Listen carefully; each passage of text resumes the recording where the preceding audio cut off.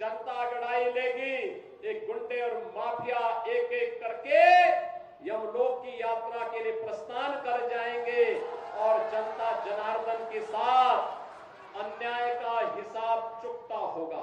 क्या एक निषाद बेटी के साथ जो इन्होंने अयोध्या में, क्या समाजवादी पार्टी के नेता ने, क्या ये ठीक था? क्या एक निषाद बेटी की इज्जत के साथ खिलवाड़ समाजवादी पार्टी के लोग करते हैं?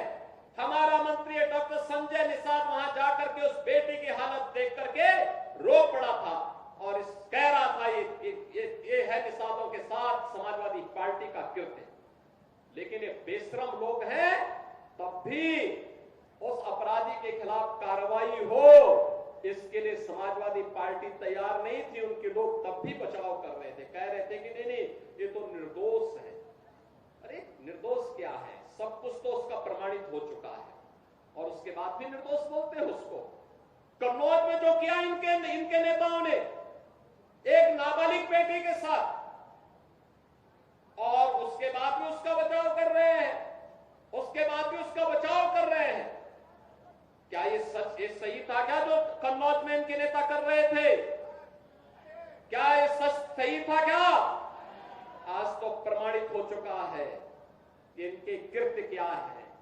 बहनों और भाइयों, यही समाजवादी पार्टी की वास्तविक पहचान है, क्योंकि ये लोग जब से सत्ता में आए थे लगातार यही काम करते थे। व्यापारियों को लूटते थे, बेटियों की इज्जत के साथ खिलवाड़ करते थे, गरीबों की जमीनों पर कब्जा करते थे, दबंगई के बल पर गरीबों की जमीनों को कब्जा करते थे।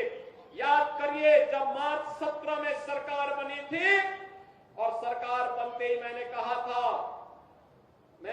अगर किसी भूमाफिया ने किसी गरीब की, किसी व्यापारी की, किसी सरकारी जमीन पर कब्जा कर रखा है तो 24 घंटे के अंदर खाली कर ले। और मैं फिर कहूंगा कि अगर किसी माफिया ने किसी गरीब की, किसी किसान की, किसी अन्नदाता किसान की, किसी व्यापारी की जमीन पर कब्जा किया है, वे कृपया एक बार खाली कर ले। अगर खाली नहीं किया तो जो उसकी भी होगी उसको भी हम जब्त करके गरीब में बंटवाने का काम कर देंगे। मैं फिर कहूंगा, ये माफियागिरी किसी भी स्थिति में नहीं चलने दी जाएगी। कानून का राज हो, सबको सुरक्षा मिलेगी, सबको योजनाओं का लाभ मिलेगा। लेकिन अगर कोई कानून को ठेगा दिखाने का काम करेगा तो उसका काम तमाम करने का काम भी सरकार करेगी और इसके लिए किसी भी हद तक जाकर के उसके दुस्साहस का जवाब देगी। याद करिए, 17 के पहले पुलिस पहले भागती थी, पीछे पीछे गुंडे दौड़ाते थे। आज 17 के बाद उल्टा हो गया है। अब गुंडा और माफिया भाग रहा है, पुलिस उसको दौड़ा रही है और अगर उसने कहीं कोई दुस्साहस किया तो फिर वहीं पे राम नाम सत्य है, यह भी तय हो जाता है। बहनों और भाइयों, सरकार चलाने के लिए जज्बा चाहिए। सरकार चलाने के लिए दिल भी चाहिए और दिमाग भी चाहिए। सत्ता वरासत में मिल सकती है, बुद्धि वरासत में नहीं मिलती है। दिमाग भी वरासत में नहीं मिलता है। ये जो लोग सत्ता को अपनी पपौती मानते थे, वे लोग आज समझने लग गए हैं अब उत्तर प्रदेश में कभी उनको वापस नहीं आना है, इसलिए षड्यंत्र करने का प्रयास कर रहे हैं, अराजकता पैदा करने का प्रयास कर रहे हैं। उनका विकास से कोई लेना देना नहीं, उनका रोजगार से कोई लेना देना नहीं, उनका अन्नदाता किसानों से कोई लेना देना नहीं। बेटी की सुरक्षा हो, इससे उनका दूर दूर का कोई रिश्ता नहीं। उनको व्यापारी का सम्मान हो, इससे भी कोई दूर दूर तक रिश्ता नहीं। और तो आप देखते होंगे, जब उनके किसी एक माफिया शागिर्द को, किसी डकैत को जो पुलिस मुठभेड़ में मारा जाता है, जब मारा जाता है तो इनकी दुखती हुई नस पर जैसे पुलिस ने उंगली लगती हो तब ये चिल्लाने लगते हैं। आप मुझे बताओ, जो डकैत पुलिस मुठभेड़ में मारा गया,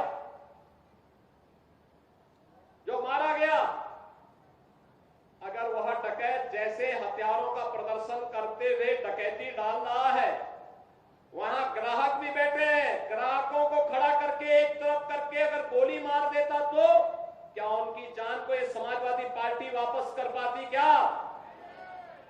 क्या? और वो किसी भी जाति के हो सकते थे। ग्राहक वो यादव भी हो सकता था, दलित भी हो सकता था, किसी भी जाति का हो सकता था, क्योंकि किसी को बेटी की शादी करनी होती है, किसी को कोई विदाई में कोई जेवर देना होता है। जेवर की परंपरा हमारे इतिहास का एक महत्वपूर्ण कार्य का हिस्सा है, मांगलिक और एक शुभ कर्म का हिस्सा माना जाता है। और अगर जेवर खरीदने के लिए किसी शराब और किसी सुनार के घर में व्यवसायिक प्रतिष्ठान में कोई ग्राहक गया है और उस ग्राहक के साथ लूट हो, उस व्यापारी के साथ सरेआम लूट हो, डकैती डाल करके करोड़ों रुपए की डकैती डाल दी जाए, अगर डकैत हत्या करके भाग गया और पुलिस के पास सुराग नहीं मिलती तो यही लोग बोलते देखिए साहब अराजकता है। और अगर पुलिस ने पकड़ लिया, कार्रवाई कर दी और फिर मुठभेड़ में, आपसी मुठभेड़ में डकैत मारा जा रहा है तो समाजवादी पार्टी को बुरा लग रहा है, कह रहे साहब ये नहीं होना चाहिए था। तो क्या होना चाहिए था? पूछना चाहिए। थोड़ा पूछिए इन लोगों से क्या होना चाहिए था। क्या उत्तर प्रदेश के अंदर होता था 2017 के पहले? यही उत्तर प्रदेश है जहां पर हर जिले में समाजवादी पार्टी और कांग्रेस के नेतृत्व में पलने वाले माफियाओं की समानांतर सरकारें चलती थी। ये अंबेडकर नगर में भी चलती थी। याद करिए, हिंदू जागरण मंच के अध्यक्ष, टाडा जनपद के ही निवासी, हमारे एक प्रमुख कार्यकर्ता की हत्या यहां होती है और कोई सुनवाई नहीं होती, कोई सुनवाई नहीं हो रही थी। तब भी मुझे आंदोलन करने के लिए अंबेडकर नगर जनपद में आना पड़ा था। तब भी हम लोगों ने आंदोलन किया था उस माफिया के खिलाफ और समाजवादी पार्टी की सरकार की अराजकता के खिलाफ।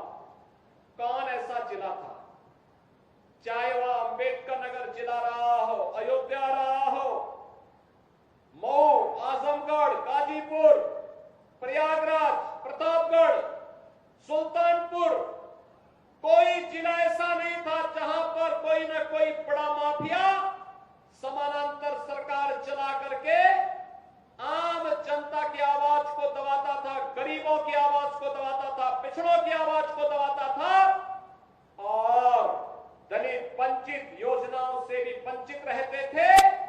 और सरकारें अपनी मौज मस्ती करती थी, उनको इससे कोई मतलब नहीं था, उनकी सरकार रहनी चाहिए, बाकी जाए भाड़ में, यही करते थे वे लोग।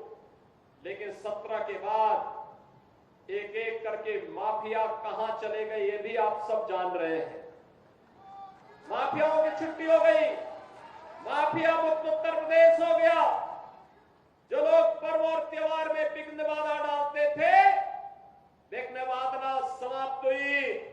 अब पर्व और त्योहार शांतिपूर्ण तरीके से मनाए जा रहे हैं।